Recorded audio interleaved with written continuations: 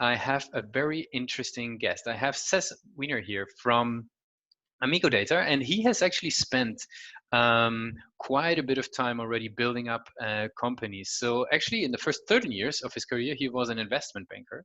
Right prior to founding Amigodata 2 years ago, he had actually then spent 10 years focused on building startups. So a lot of experience under the belt, and he's co-founded 4 companies and 3 exits, and also one failure. But that's a good ratio, 3-1. Sounds actually pretty successful. So Actually, Amigodata, it's 2-1. 2-1, 2-1. Yeah, I failed at one. Of the three I founded prior to Amigo, failed at one, exited two. Very good. Okay, No problem. that is corrected then. And so, but today we're going to be talking about Amigo Data, and Amigo Data combats climate change by helping data centers to reduce the amount of energy needed to store for storage, actually by no less than 50%. And we're going to be diving in details what that all means and how the company is growing. So welcome to the show. Thanks for having me, Lucas. Very good. So maybe, to do it full justice, maybe you could tell us a little bit about Amigo Data in your own words. What is it all about? So Amigo Data is a company that initially the whole idea was to help data centers reduce the amount of energy consumed. And that began because prior to Amigo, I had a company called Float Cloud. Float was a first company out there that was hosted, web service company with Flash enabled development services. So what we did was we put a bunch of Flash storage into the cloud, a bunch of servers, and allowed individuals to dial into it to test and run applications or build applications in Flash. And this was an extension of another hardware company that was trying to launch their brand. And in order to get people interested in the product, you have to first be able to use it and play around with it. So that's what we did, and it turned out to be a really good, successful company, and we got acquired. The one problem I had while I was at Float was we were spending about $30,000 a month just on energy costs. Mm-hmm. And we were co-located in a place called Via West up in Utah. And this is back when there still was a Via West up there. They've now since been acquired. But we had one little cage, and that was an awful lot of money to be spending on power. So after I exited out of Float, what happened was I decided to go consult for a while, decide what I wanted to do as my next project. I was approached by somebody with an idea for an edge data center. And during the pitch, it was possibly one of the worst pitches I've ever heard. And he just kept going on and on about things that just weren't relevant to what he was trying to accomplish. That began with the name. So the name Amigo Data came as a joke, because when I drive home every night, I live in the mountains above a place called Santa Cruz, California, and I cross Amigo Road. That's where I hit my dead zone. So from there till when I hit my driveway, which is about another 2 minutes, I hit a dead zone, and I knew that if I hit that dead zone, I would be off this call. But prior to hitting the dead zone, I was joking, I guess, and I said, "Hey, call it Amigo Data, for crying out loud," because the name was so bad he had. And the remainder of that drive said, "Hey, that's a pretty damn good name." So after buying the name, when I went home that night, I ended up giving some thought to what I could actually do with it. And that's when it occurred to me that one of the problems I had at Float was the amount of energy we were consuming for storage. Mm-hmm. So rethinking how we go about storing data was really what the first step was with what we do. And it didn't start off as an energy efficiency play. It started off as a play that we could help data centers actually become more efficient with what they were doing internally from a hardware perspective. After exploring it a little bit deeper, we said there's a bigger problem here. And the problem is data centers, there's about 8 million globally right now. They produce more greenhouse gas than the entire global airline industry by 2 times. Mm-hmm. And data grows at a rate of around 60% a year. By 2025, you're going to have 175 zettabytes of projected data stored. That's an astronomical amount. I don't think you could cover the entire United States in solar panels and still provide enough power for data centers. So something has to be done. The reality is, gear for a data center, it's really expensive. And there's different climates and geolocations for data centers. So you have all of these factors that come into consideration. So what I used was what I called the Da Vinci principle. Simplicity is the ultimate sophistication. Things that are simple typically tend to work the best and are easiest to deploy and adopt.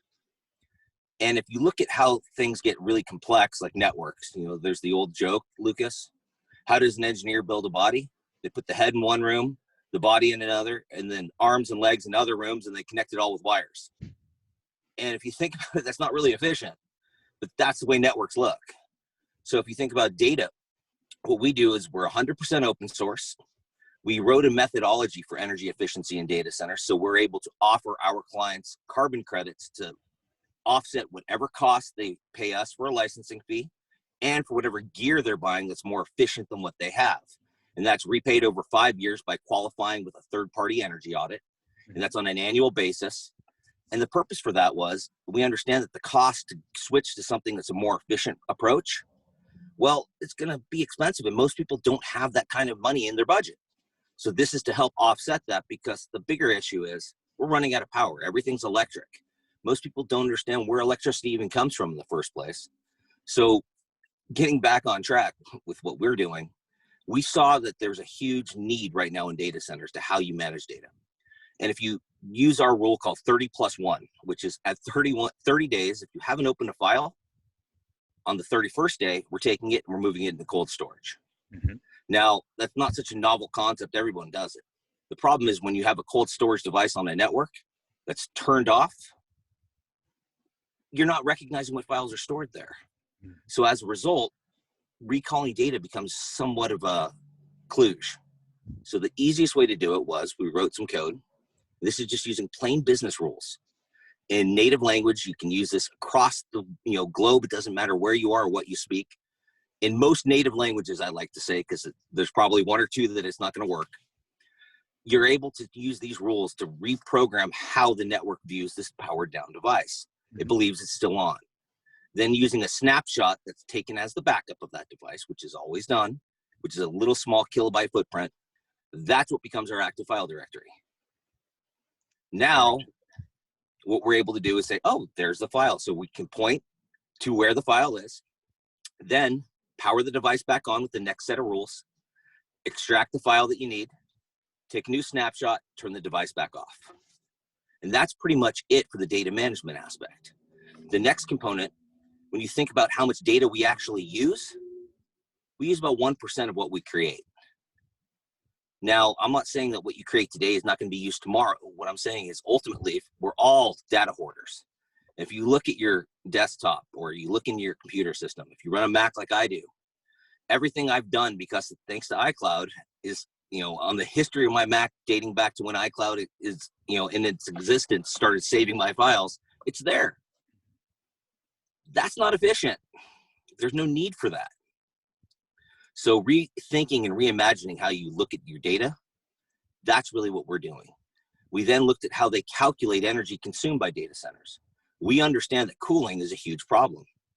Cooling makes up about 55% of the data centers.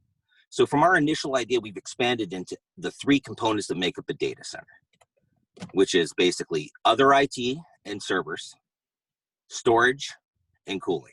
Mm-hmm. And on our front end, what we do is we use a penetration test. And we didn't create this test, and our clients can use whatever service they want. That's the beauty of this. It's just following the model that we've created as the overarching solution. And the reason why is we're agnostic to hardware, we're agnostic to software, because we understand each individual customer, they know what's best for them in terms of what applications they want to run.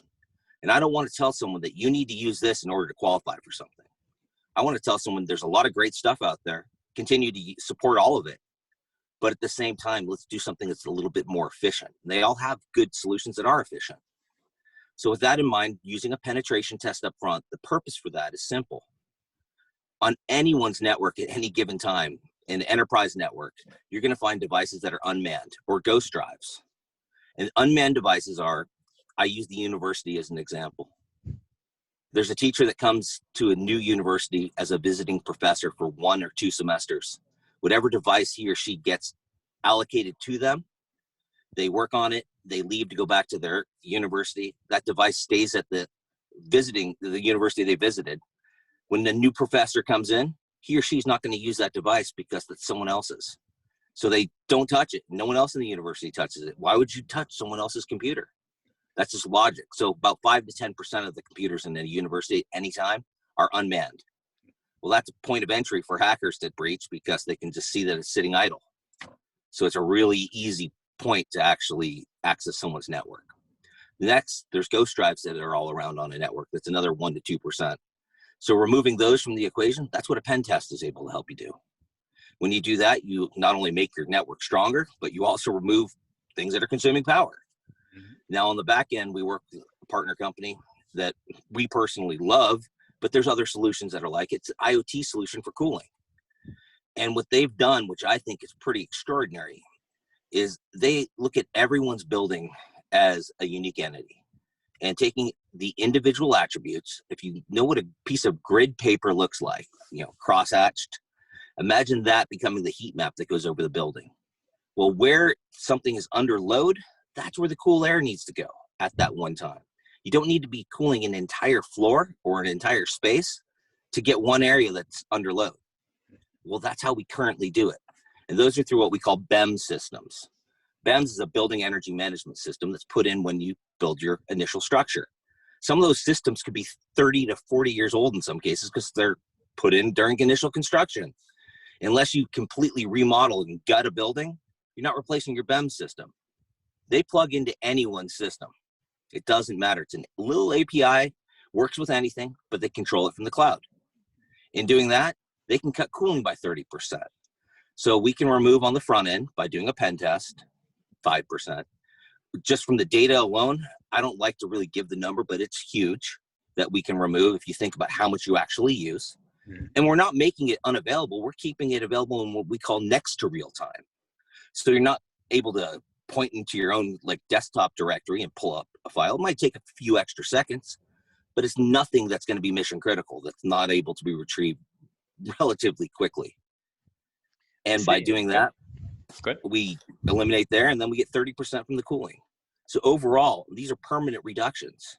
This doesn't go back because as we continually add data, we're also continually pulling data offline. So it continually manages how much energy is being consumed. And that's what we do. Wow, this gives a very comprehensive overview of what you guys are doing at Amigodata. So what I would be curious then next, right, is what would be the typical, client acquisition channel? Like how do, the individuals within those data centers actually hear about Amigodata? What's the path that they go in order to that's the best part about what we've done. Initially, we were approaching data centers on our own. And when you're a new solution, if you're selling hardware, and we were using a partner that makes a great hardware device, I think it's fantastic what they have. It's probably the best out there, but they're new. New hardware doesn't get purchased by data centers on an enterprise level simply because they have to prove themselves. And the reason they have to prove themselves, so there's a problem in 5 years when you spend $1 million+ on a device, they better be around. That's a lot of money no matter how big of a company you are. So as a result, the unproven companies sometimes get thrown to the side because they're not financially solvent, so to speak, to say that, hey, 5 years from now, we're going to be here to support you. So we also got, I call it, kicked in the teeth by the Carbon board that we work with. They said that we have to be agnostic, and it doesn't matter what hardware you promote, but you have to be open to everything. So for about 2 months, I was scratching my head trying to figure out how does that work. Well, we're open source, number one. Anyone can learn what our technology is. That's number one. Number two, we partner with every manufacturer, 17 right now of the top 20 hardware manufacturers. They can actually promote our product into their own client's data center. Now, the purpose for that is simple. When we're able to provide a cashback rebate to their end customer, what that does for the hardware manufacturers, they're able to sell more gear at a more expensive price. It's a win-win across the board. So we don't even sell. We help support our manufacturer brands in their efforts in selling into their customers by giving the insight that they might need and how to become energy efficient. So the end result is the customer they're selling gets to spend less on energy, gets better equipment, and uses less power. And that's how we sell. Does the website, though, your own website, amigodata.com, does that still play a role in client acquisition at the moment? To an extent, it does. It's actually a huge component. The way that you have to look at it is you can actually market from top down, from the C-levels, or you can market from the ground up from people that work for the C-levels that say, hey, why are we not using this? Our website is more of an educational based website where it's giving you news of what's going on in the industry, getting you up to speed on what some of the flaws are with the current calculations for data center consumption, and alerting people and making them aware of really what the problem is. Most of us don't know that when we drive down the street and we see an office building, that could be a data center. They don't think of data centers as something that, is producing greenhouse gas. But you have to educate them on how that actually happens. Well, first of all, most of the power we use in the world, 70% here in the US alone, fossil fuel based. There's places like Norway and Sweden where they're mostly using electricity from hydro. We don't have that luxury in this continent. We don't have enough water, and we're not going to dam up any more rivers. We've already dammed the ones that we can. Trying to predict where the wind is going to blow. Well, if you live in the North Atlantic, maybe you can predict that the wind's going to blow all day long every day, but that's about it. Other than that, nuclear, God forbid that should happen in your backyard, they say, because of Fukushima. Nuclear 2.0 with what Bill Gates and some of the people he supports, they haven't tested that yet to work on the spent fuel rods. So there's a lot of things that are happening in hydrogen fuel cells, but they're just not there yet. So making things that we currently use for technology more efficient is what our whole approach is. And what we are doing with the website is actually educating people on how all of this is happening. So by getting everybody, whether it's the younger generation that's 20, early 20 something, aware of how power actually is produced, to people that think electric cars are the end all be all, they're not. They're not any more efficient on a long-term basis than a gas-powered vehicle. They're great and they are quiet and they have all these other, attributes that I like. But getting people aware of what's real and what's not real, that's what we're doing, and opening the eyes of everybody. So by getting education out there, that's what we do. What would you say is the major strength of the website, right? Is it the ability to convert visitors when they come to be, starting to look into your solutions? Is it the quality of the retention? Retention? It's our ability to keep someone on your page is higher than others. And I can give you the analytics to show you why. Mm-hmm. People come there because they're using it as a resource. Mm-hmm. In our website, and it's not even, we just are in the middle of a rebuild of it, believe it or not. Mm-hmm. So if you look at it, there's some pieces that aren't even added in just yet. Mm-hmm. But it's really just more about being an educational tool for others on how to become more aware of what they might be able to do, and then to inspire others to make better technologies than we can. That's really what our goal is. And where do you see the biggest room for improvement on the page on the flip side? The biggest room for improvement on our page would be basically telling a better story.